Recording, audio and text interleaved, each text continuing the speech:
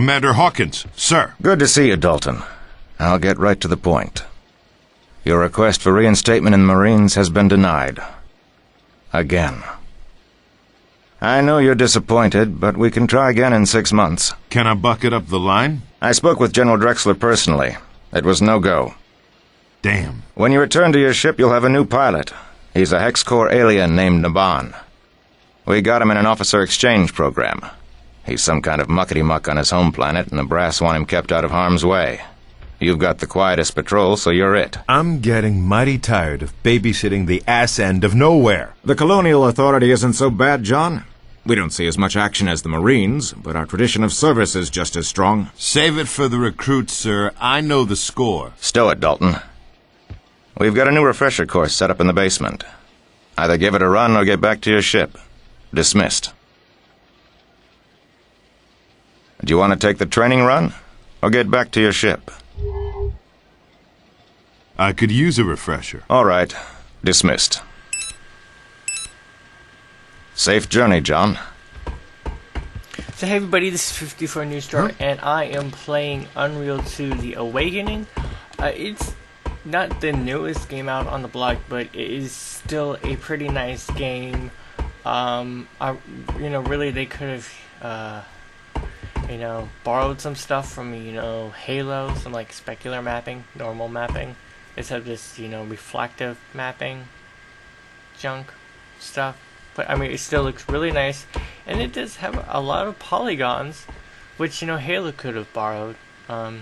These models do look really nice, even though they don't have all the modernism of today. They do look really cool.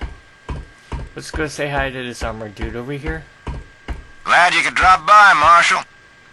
Wow, that's a huge suit. Awesome suit. What's this dude? Same thing to you, dude. No matter, I have no idea what you just said. But it does look like a Flood model. It looks really cool, though. Okay, let's go. I did the training course because, guys, if you haven't seen this game, I want to go over the training stuff, to check it all out. And it's part of the game, so. He's not as good looking as the guy up to there in like polygon count and texturing, but he still looks pretty good. I guess these are like ranger dudes. Can I have the gun? I really like that gun. So as you guys figure out, this is made with the Unreal Engine. A really good engine, even now. Here's my little tiny ship. I guess that's a blaster gun over there. Really good graphics.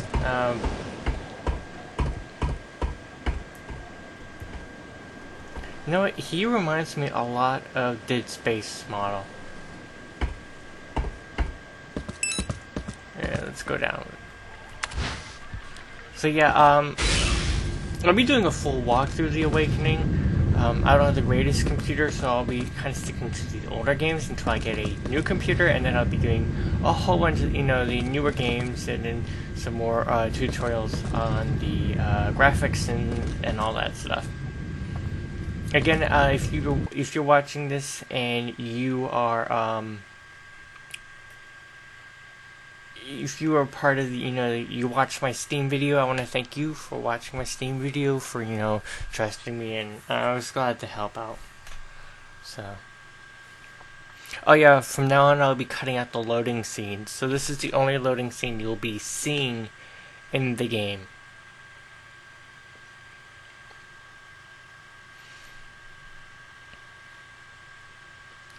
Yeah, because sometimes they take really long, and I upped the graphics in the game, and I told my internal rendering card to increase, the graphics capability. So, I mean, while it doesn't look awesome, it's going to do more work to make sure it looks pretty in every single scene.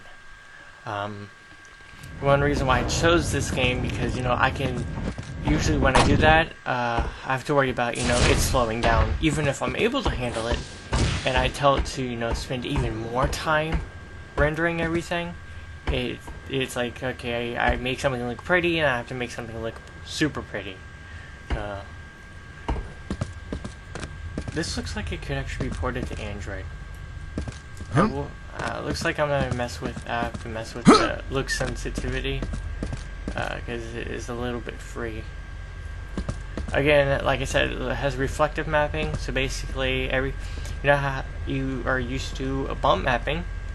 Well, our normal maps, specular maps, when it would have a whole bunch over here, and it actually would look really cool. Instead, it has this little light reflection thing, which is, you know, nice, but it's not as pretty or as nice, really cool as normal specular maps. How you doing, Marshall? I heard you'd be here. Let me reboot the system. Name's Raph. I'll take you through the program. All set. Go on in.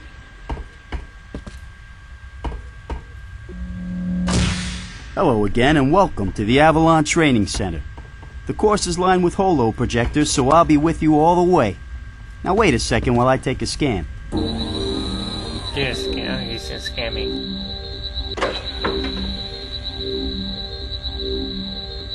Sensors indicate you wearing XAF power armor. Let me dig up those specs. Ah, here they are.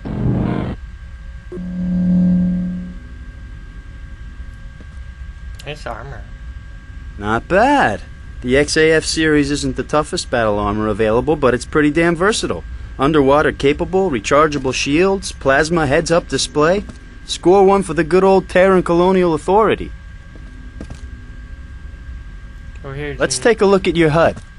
Right. Health and shield indicators are in the upper left. Ammo indicators are upper right. The top counts down your current clip. Underneath is the amount you have in reserve. Available weapons show up down the right.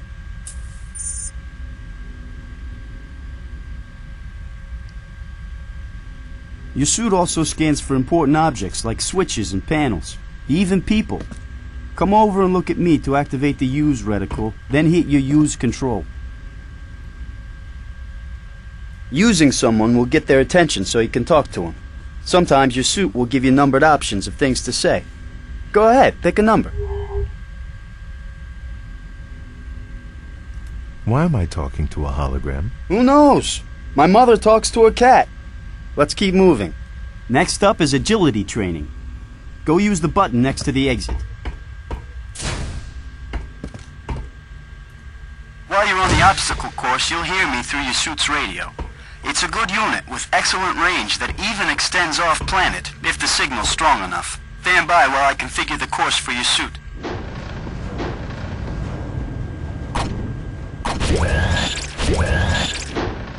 Let's start with something simple. Jump over these blocks. Huh? Not bad, but not every jump is so easy.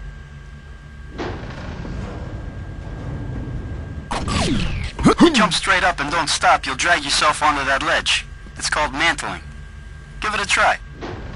Alright, now crouch down and crawl under these blocks. Now don't worry, I won't let them drop any further.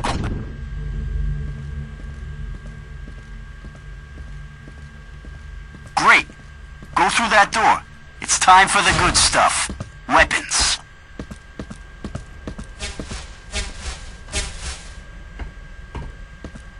Let's start with every rookie's first gun, the dispersion pistol.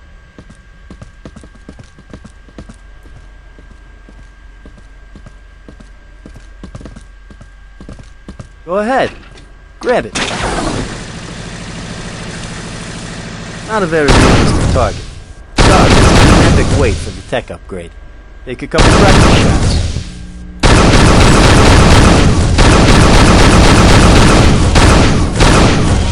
The dispersion pistol doesn't have a whole lot of punch, but it's always there for you because it never runs out of ammo. Give the alternative fire a try. It builds up a charge and then releases a bigger blast.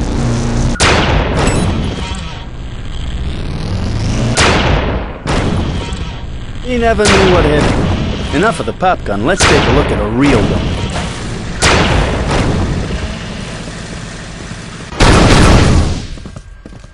The combat assault rifle is a marshal's best friend.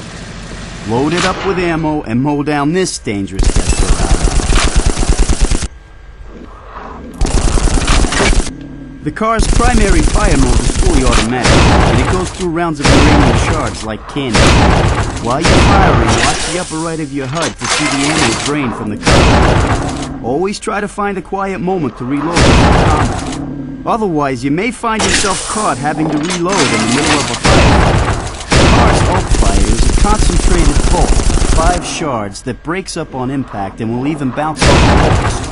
See if you can ricochet a bolt against the wall with the target.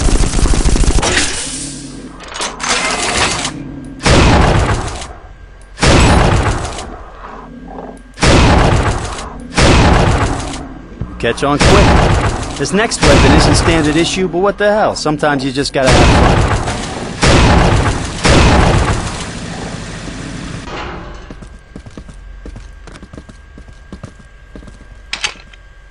fun. No weapon is more versatile and dangerous than the grenade launcher. It holds up to 6 different types of ammo, and each has radically different uses. The standard is your basic fragmentation grenade. Use a few to blast away at these little guys.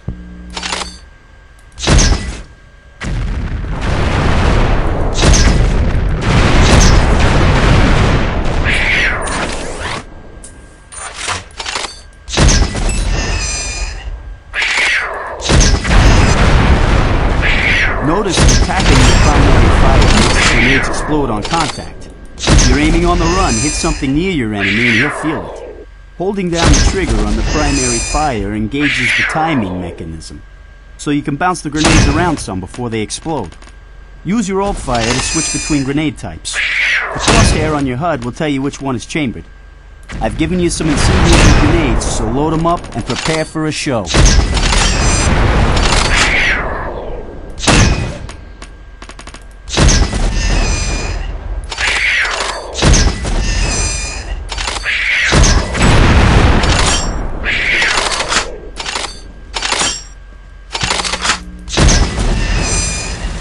You're a natural, Dalton.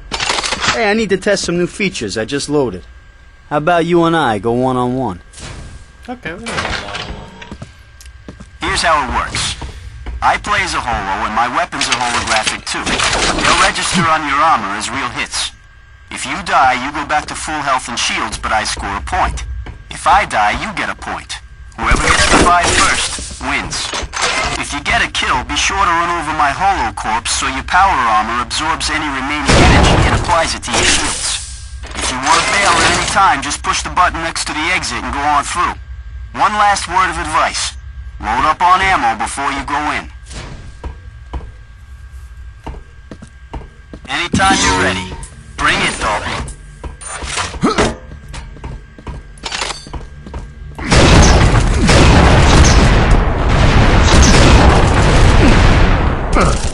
We're in trouble now.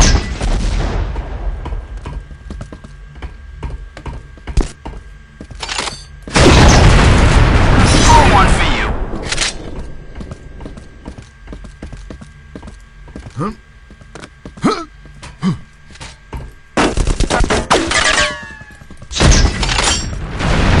You're lucky I'm virtual.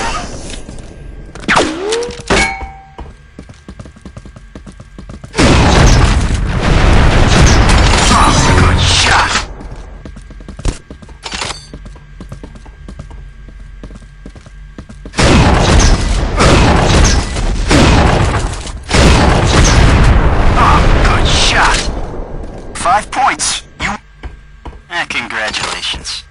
You want to go again? Maybe next time. Good enough. Come on through the exit. This was reminding me really a lot of Unreal Tournament. So, they're like, hey, they put in something really, really old school. Yeah, where's the door? Oh, in here somewhere. Huh? I can power down. There we go.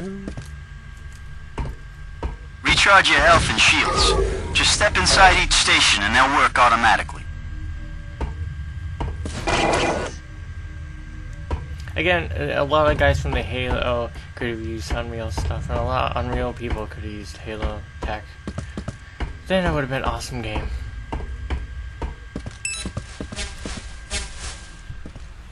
Oh, that was great. Can't remember when I've had such a blast. You know, if I put 2 flags in there, I could sell tickets, maybe get someone to sponsor a tournament. Those guys over at Leandri have more money than brains. Good luck, Marshal. Go keep the frontier safe.